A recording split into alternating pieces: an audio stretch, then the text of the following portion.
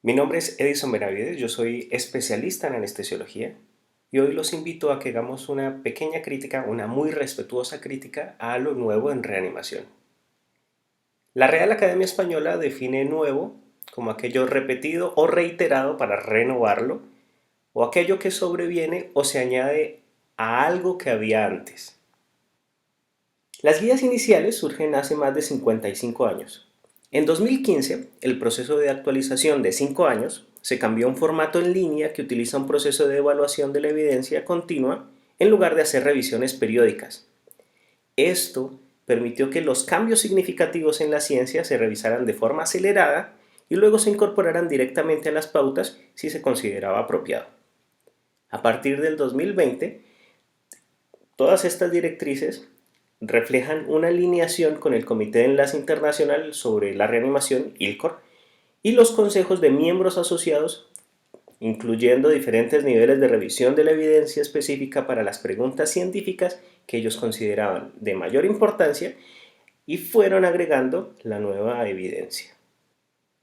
En búsqueda de aquellas recomendaciones con mayor fuerza, aquellas capaces o susceptibles de modificar nuestra práctica o nuestro entrenamiento, encontramos que de las 491 recomendaciones, un tercio de ellas son recomendaciones clase 1, con una fuerza mucho mayor.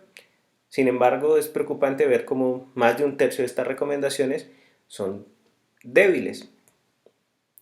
Por otra parte, vemos cómo el método para evaluar la calidad ha evolucionado.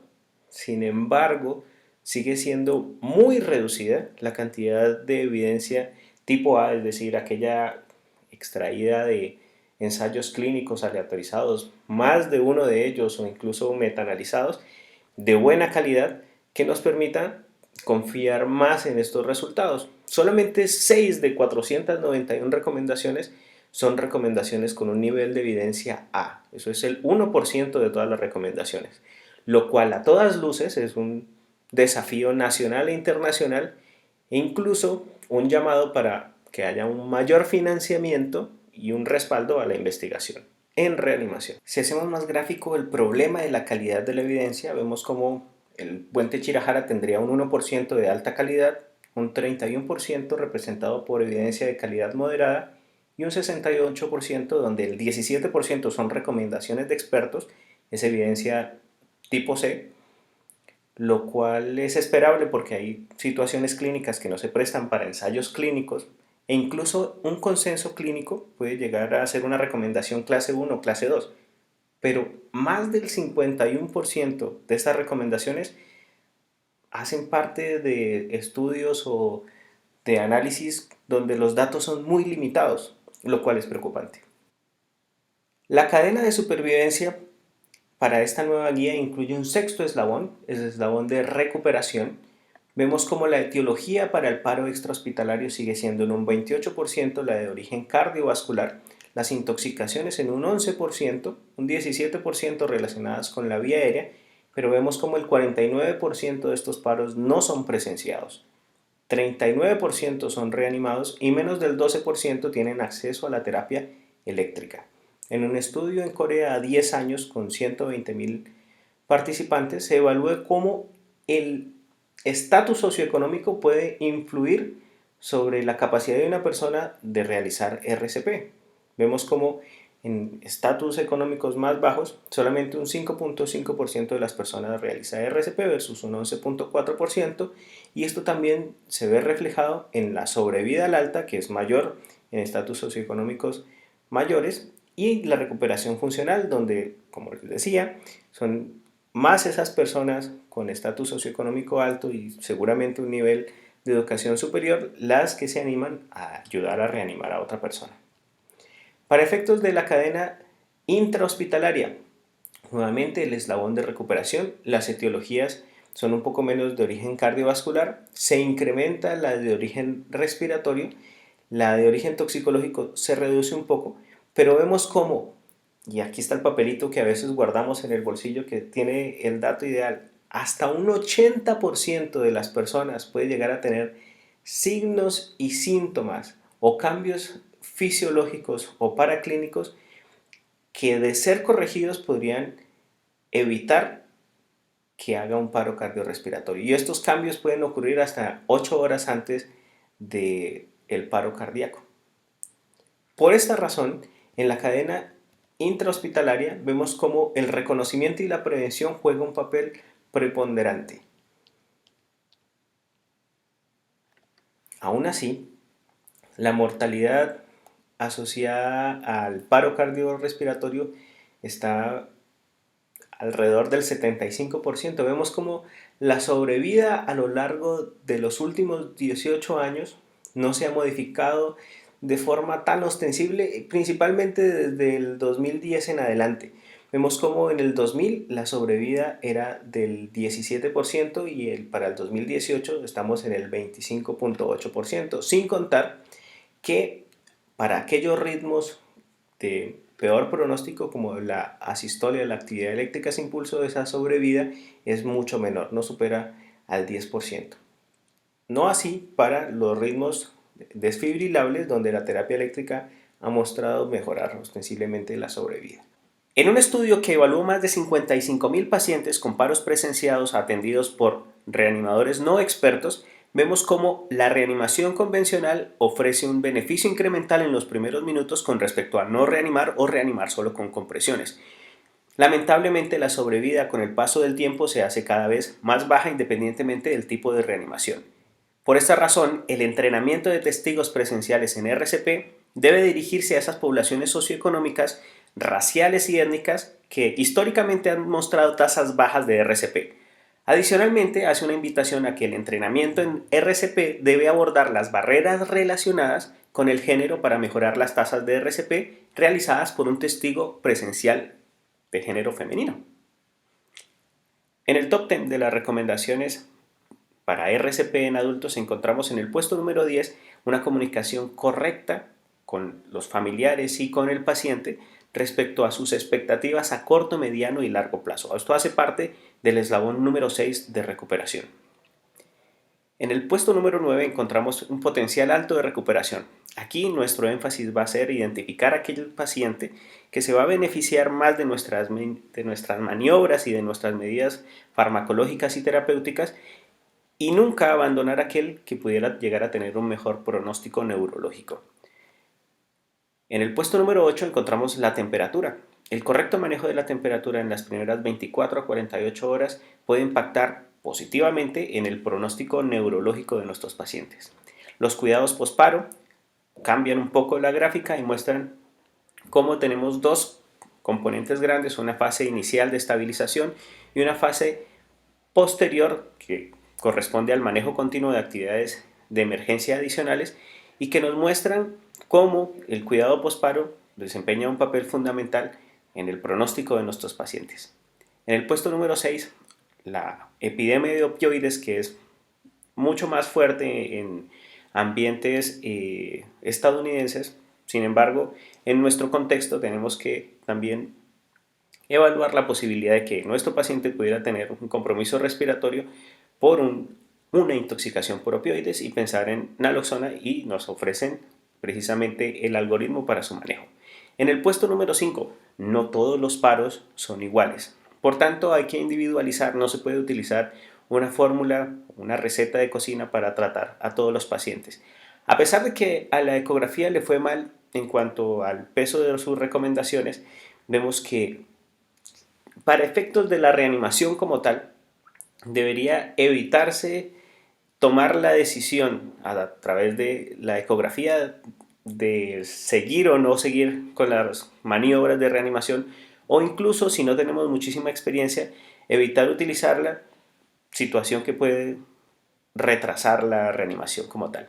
Si se tiene experiencia y tenemos en cuenta que la prevención es un paso importantísimo para evitar los paros cardíacos, entonces la ecografía juega un papel preponderante.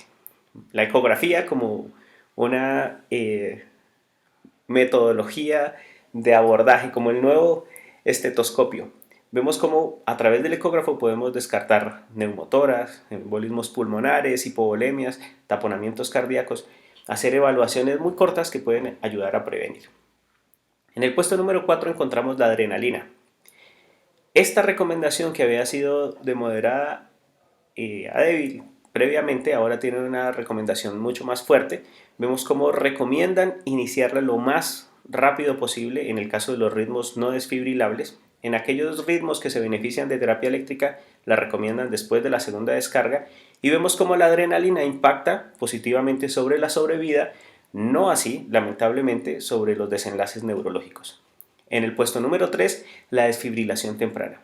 Una terapia que sabíamos desde hace un buen tiempo que impacta positivamente sobre la sobrevida de estos pacientes y la idea es darle prioridad en el caso de los ritmos desfibrilables a que esta descarga se produzca lo más rápido posible. Para cerrar el podium de las recomendaciones, en el puesto número 2 tenemos la reanimación de alta calidad. Sumado a estas recomendaciones que ya conocemos, tenemos la posibilidad de hacer retroalimentación audiovisual, lo cual incrementa la calidad de las compresiones y de la reanimación como tal, pero también la posibilidad de medir end-tidal de CO2 y la presión diastólica. No tenemos esa posibilidad en todos los pacientes que están en un paro cardíaco, algunos de ellos que cuentan con la fortuna de tener una línea arterial en el momento en que hicieron paro, estamos hablando de un paciente en UCI por ejemplo, los reanimadores podrían eventualmente a través del end-tidal o a través de la onda de pulso determinar qué pacientes han salido a circulación espontánea. En un caso de medición de CO2, el end-tidal por encima de 40 milímetros de mercurio podría ser sugestivo de que el paciente ha salido a circulación espontánea. Este tipo de mediciones nos han mostrado a lo largo del tiempo cómo por encima de 10 milímetros de mercurio para el end-tidal de CO2 tenemos unas compresiones de calidad aceptable. Revisiones nuevas nos invitan a que nuestra meta sea un poco más alta, de 20 milímetros de mercurio, para que tengamos una mejor sobrevida y un desenlace neurológico un poco más apropiado. En el puesto número 1, el reconocimiento e inicio temprano de las maniobras de reanimación en un paciente que se encuentra en paro cardíaco. Es preferible iniciar compresiones torácicas en alguien que no tiene una parada cardíaca que dilatar la decisión de hacer esas compresiones por cualquier otra situación, por dudas o incluso por el temor a hacer daño. En este aspecto, un 8.7% de esos pacientes que fueron reanimados tienen dolor en el sitio de compresión, un 1.7% de esos pacientes presentó fracturas costales o fracturas de clavícula, en un 0.3% de los casos se presenta rhabdomiolisis y no se ha descrito casos de lesión visceral. Volvemos al concepto de la Real Academia Española de nuevo. Recién hecho o fabricado, que se percibe o se experimenta por primera vez, distinto o diferente de lo que antes había o se tenía aprendido. Y en este caso las guías no nos muestran un desenlace o no nos muestran un hallazgo que haya mejorado ostensiblemente la sobrevida. De hecho, la sobrevida sigue siendo baja. Por esta razón, yo considero que esta charla no debiese llamarse lo nuevo en reanimación, sino lo urgente en reanimación. A todas luces tenemos una brecha importante en el conocimiento, que solamente 6 de las 491 recomendaciones sean o tengan un nivel de evidencia A, nos genera cierto grado de preocupación. Solamente para el caso del soporte vital avanzado en adultos, de 250 recomendaciones, solamente 2 tienen un nivel A de evidencia. Lo mismo ocurre en el soporte vital neonatal y con una recomendación para el soporte vital pediátrico y la ciencia de la educación para la reanimación. Miremos rápidamente cuáles son estas 6 recomendaciones que tienen un nivel A de evidencia. Una recomendación moderada de no beneficio para el uso de dispositivos de umbral de impedancia, un dispositivo que conectaba al sistema con el cual ventilábamos al paciente, disminuía la presión intratorácica y nos permitía aumentar la perfusión. Se ha demostrado que no hay una recomendación para el uso del tal. Usar infusiones rápidas de líquidos endovenosos fríos en el paciente que ha regresado a la circulación espontánea y en el entorno prehospitalario ha mostrado mayor tasa de edema pulmonar e incluso la posibilidad de que haga nuevamente paro cardíaco. En el caso de las guías del soporte vital pediátrico, es una recomendación fuerte el monitoreo continuo de la temperatura cuando estos pacientes son llevados a un protocolo de hipotermia. En el caso de los neonatos, una recomendación moderada menciona que es razonable preferir el CPAP frente a la intubación orotraqueal en los pretérminos menores de 30 semanas porque disminuye la displasia broncopulmonar En el caso de esta recomendación fuerte para el protocolo estricto de hipotermia en neonatos mayores de 36 semanas que tengan una evolución moderada severa de encefalopatía hipoxico-isquémica, debe haber un protocolo muy bien establecido en cuanto a la hipotermia. En el caso de la ciencia de la educación y la reanimación, y es aquí donde quisiera hacer algo de énfasis, hay una recomendación moderada que menciona algo de beneficio para el uso de dispositivos de retroalimentación, los cuales han mostrado ser efectivos para mejorar la calidad de la RCP al entrenar legos. Si hablamos de educación, si hablamos de investigación, podemos estar mencionando algunos de los parámetros que a futuro pueden llegar a incrementar la sobrevida. La fórmula de Utstein menciona cómo la ciencia médica, la eficiencia educacional y una implementación local puede impactar sobre este ítem. Si tomamos a un estudiante y le ponemos un objetivo simple, objetivo que va a ser retroalimentado de forma inmediata a través del método que sea, si es un método presencial, por ejemplo, mucho mejor, y aparte de eso le damos un amplio margen de tiempo de repetición, logramos mejorar de cierta forma el desempeño en cuanto a ese ítem específico en reanimación.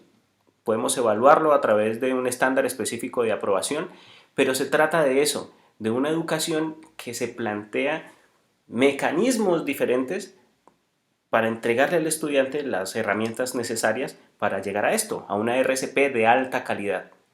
La RCP de alta calidad es un ítem que cuando falta es de todas maneras un daño evitable. Un paciente mal reanimado es un paciente que tiene que evaluarse desde lo evitable de ese daño con un enfoque estandarizado, con un cambio en la forma y en la cultura, ¿cierto? Desde la seguridad del paciente, por ejemplo, pero también desde la mentalidad, desde pasar de una mentalidad reactiva a apropiarnos de esa mentalidad proactiva. No prepararnos solamente para tener un equipo que responda efectivamente al paro, sino que a través de una mentalidad diferente podamos prevenirlo.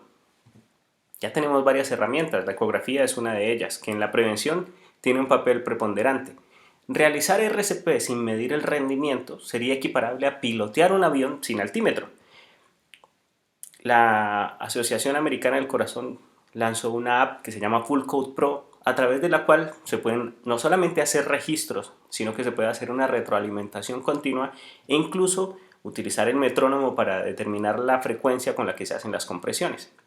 Es la dinámica de equipo la que nos ayuda a pasar de una fracción de compresiones del 60% y llegar casi que al 80%. No se trata, en este caso, de los conocimientos científicos que tenemos, sino de cómo nos comportamos en equipo, cuando sabemos qué hacer, cómo comunicarnos y cómo actuar eficazmente cuando compartimos con otros líderes, por ejemplo.